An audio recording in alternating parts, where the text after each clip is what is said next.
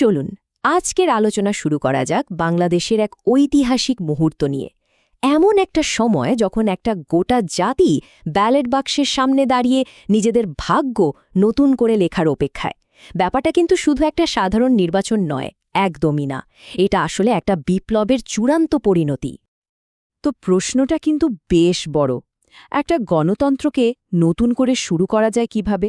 মানে যখন পুরনো সব নিয়মকানুন, পুরনো কাঠামো ভেঙে পড়ে, তখন সেই ধ্বংসস্তূপের উপর দাঁড়িয়ে নতুন কি তৈরি হয়? কিভাবেই বা হয়?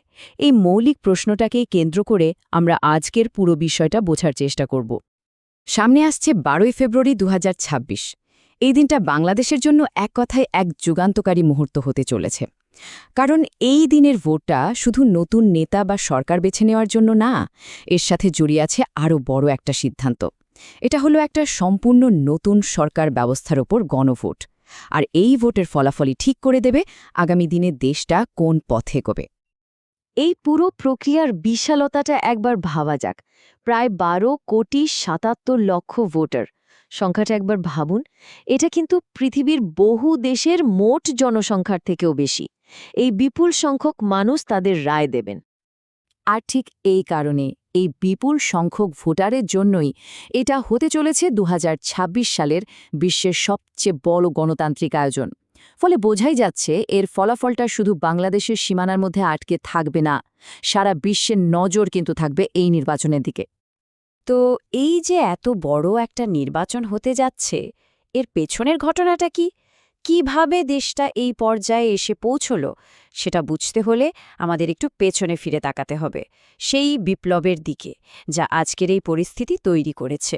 চলুন জুলাই বিপ্লবের প্রেক্ষাপটটা একটু ঝালিয়ে নেওয়া যাক।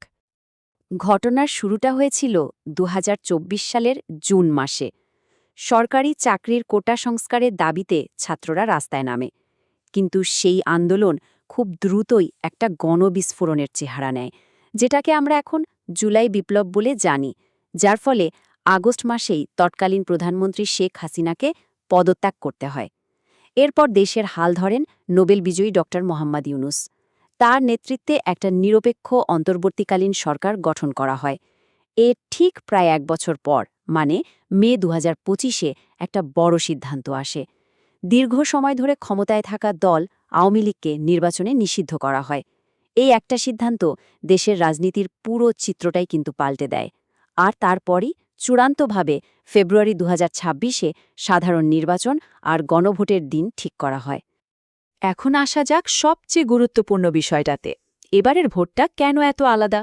কারণ ভোটাররা এবার শুধু কোনো একটা দলকে ভোট দিচ্ছেন না, তারা আসলে নিজেদের সরকারের জন্য একটা পুরো নতুন ডিজাইন, একটা নতুন নীল নকশা বেছে নিচ্ছেন। আর এই নতুন নীল নকশাটারই নাম দেওয়া হয়েছে জুলাই সনদ। ব্যাপারটা খুব সহজ করে বললে এটা হলো দেশ কিভাবে চলবে তার একটা নতুন নিয়মকানুনের প্রস্তাব। এর প্রধান উদ্দেশ্যটা কি? উদ্দেশ্য হলো রাষ্ট্রের যে তিনটা মূল শক্তি আছে, মানে আইনসভা, সরকার আর বিচার বিভাগ, তাদের মধ্যে ক্ষমতার একটা ভারসাম্য তৈরি করা, যাতে করে কোনো এক পক্ষ যেন অতিরিক্ত ক্ষমতা পেয়ে না যায়, আর পুরো শাসন ব্যবস্থায় যেন একটা স্বচ্ছতা আর জবাবদিহিতা আসে। তো এই জুলাই সনদে ঠিক কি আছে? ব্যালটে মূলত 4টা বড় প্রস্তাব থাকবে। 1 নম্বর হলো নির্বাচনের সময় একটা নিরপেক্ষ সরকার গঠন করা হবে। উদ্দেশ্য একটাই, যেন নির্বাচনটা সুষ্ঠু হয়। 2 নম্বর, সংসদে এখন একটা কক্ষের বদলে 2টো কক্ষ থাকবে। একটা উচ্চ কক্ষ তৈরি করা হবে। এতে আইন তৈরির প্রক্রিয়ায় আরও বেশি মানুষের মতামত নেওয়া যাবে। 3 নম্বর প্রস্তাবটা বেশ গুরুত্বপূর্ণ। এখানে প্রধানমন্ত্রীর মেয়াদ সর্বোচ্চ 2 বারে বেঁধে দেওয়া আর রাষ্ট্রপতির ক্ষমতা বাড়ানোর মতো প্রায় 30টা সংস্কারকে বাধ্যতামূলক করার কথা বলা হয়েছে। আর সবশেষ 4 নম্বর প্রস্তাব হলো এই সনদে বলা বাকি সব সংস্কারগুলো ধাপে ধাপে কার্যকর করতে হবে। এখন প্রশ্ন হলো, মানুষ কি ভাবছে এই সংস্কার নিয়ে? জানুয়ারি 2026-এর একটা জনমত জরিপ কিন্তু বেশ ইন্টারেস্টিং একটা ছবি দেখাচ্ছে। দেখা যাচ্ছে প্রায় 60% মানুষ এর পক্ষে, মানে তারা এই পরিবর্তনগুলো চায়। তবে এখানে একটা কিন্তু আছে। প্রায় 33% ভোটার, মানে প্রতি 3 জনে 1 জন এখনও ঠিক সিদ্ধান্ত নিতে পারেননি অথবা পুরো বিষয়টা ঠিকমতো জানেনই না। এই বিশাল অংশের ভোট কিন্তু নির্বাচনের দিন খেলার পুরো মোড় ঘুরিয়ে দিতে পারে। আচ্ছা, গণভোটের বিষয়টা তো গেল। এবার আসা যাক সাধারণ নির্বাচনের কথায়। যেহেতু পুরনো শাসক দল এবারে নির্বাচনে নেই, রাজনীতির মাঠে কিন্তু এখন দুটো প্রধান শক্তি উঠে এসেছে। আর এর ফলে দেশে একটা নতুন রাজনৈতিক মেরুকরণ তৈরি হয়েছে। একদিকে আছে বাংলাদেশ জাতীয়তাবাদী দল অর্থাৎ বিএনপি, বেশ পুরনো আর পরিচিত একটা দল, যারা এখন নিজেদেরকে একটা মধ্যপন্থী দল হিসেবে তুলে ধরছে। আর তাদের বিপরীতে আছে ১১টা দলের একটা জোট। এই জোটের নেতৃত্বে আছে জামায়াতে ইসলামী আর ছাত্র আন্দোলন থেকে তৈরি হওয়া নতুন দল ন্যাশনাল সিটিজেন পার্টি বা এনসিপি। এই দুই পক্ষের মধ্যে একটা বড়সড় পার্থক্য হল নির্বাচনী ব্যবস্থা নিয়ে তাদের ভাবনা। বিএনপি চায় এখনকার মতোই ফার্স্ট পাস্ট দি পোস্ট পদ্ধতি চালু থাকুক, মানে যে আসনে যিনি সবচেয়ে বেশি ভোট পাবেন তিনিই জিতবেন, সহজ হিসাব।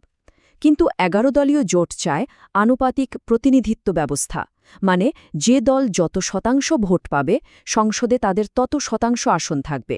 এতে করে ছোট দলগুলোরও সংসদে আসার একটা সুযোগ তৈরি হয়। তো জনমত কোন দিকে? জরিপ বলছে বিএনপি প্রায় ২২.৮% সমর্থন নিয়ে বেশ খানিকটা এগিয়ে আছে। অন্যদিকে জোটের প্রধান শক্তি হিসেবে জামায়াতে ইসলামীর সমর্থন দেখা যাচ্ছে ৩১%।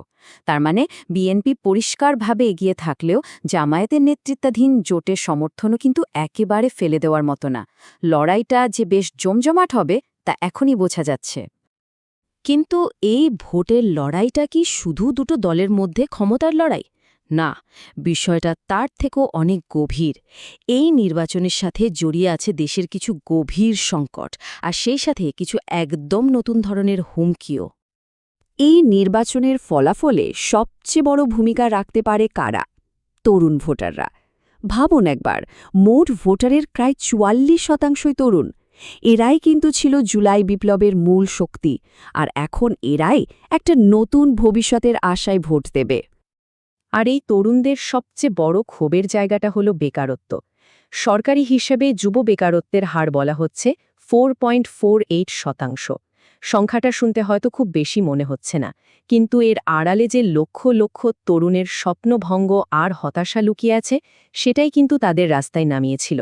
আর এই কারণেই বেকারত্ব সমস্যাটা এখনও প্রত্যেকটা রাজনৈতিক দলের প্রচারের কেন্দ্রবিন্দুতে রয়েছে।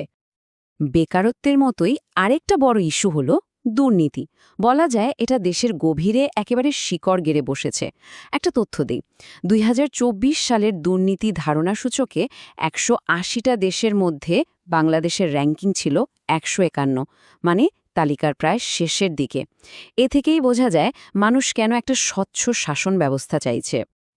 তবে এই সব কিছুকে ছাপিয়ে একটা বড় উদ্বেগের কারণ হয়ে দাঁড়িয়েছে নির্বাচনী সহিংসতা। পরিসংখ্যান বলছে গত ডিসেম্বর থেকে এ পর্যন্ত অন্তত ৬২টা সংঘর্ষের খবর পাওয়া গেছে, আর এতে প্রাণ হারিয়েছেন অন্তত ১৬ জন রাজনৈতিক কর্মী।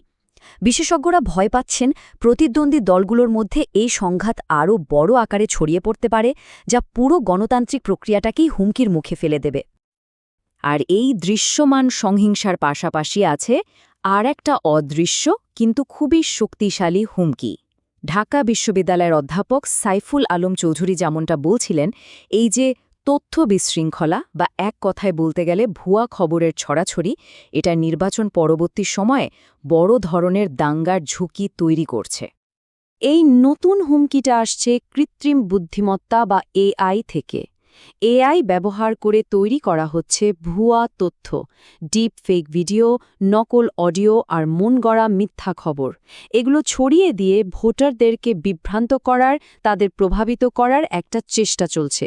একটা সুষ্ঠু নির্বাচনের জন্য এটা একবিংশ শতাব্দীর এক বিরাট চ্যালেঞ্জ, যার মোকাবেলা করা কিন্তু মোটেও সহজ হবে না। তাহলে পুরো ঘটনা প্রবাহটা যদি এক নজরে দেখি, প্রথমে জুলাই ২০২৪-এর বিপ্লব, তারপর একটা অন্তর্বর্তীকালীন সরকার, এরপর নতুন নিয়মকানুনের জন্য জুলাই সনদ, আর সবশেষে আসছে ১২ই ফেব্রুয়ারি, সিদ্ধান্তের দিন। শেষ পর্যন্ত প্রশ্নটা কিন্তু একটাই, এত বছরের যে অস্থিরতা, তার শেষে এসে এই ভোট কি পারবে একটা স্থিতিশীল গণতন্ত্রের জন্ম দিতে, নাকি এটা দেশকে ঠেলে দেবে আরও এক নতুন অনিশ্চয়তার দিকে? এর উত্তরটা আর কারও হাতে নেই। উত্তরটা লুকিয়ে আছে বাংলাদেশের প্রায় ১৩ কোটি ভোটারের হাতে, যারা সেদিন শুধু একটা সরকার নয় বরং নিজেদের আগামী দিনের পথটাও বেছে নেবেন।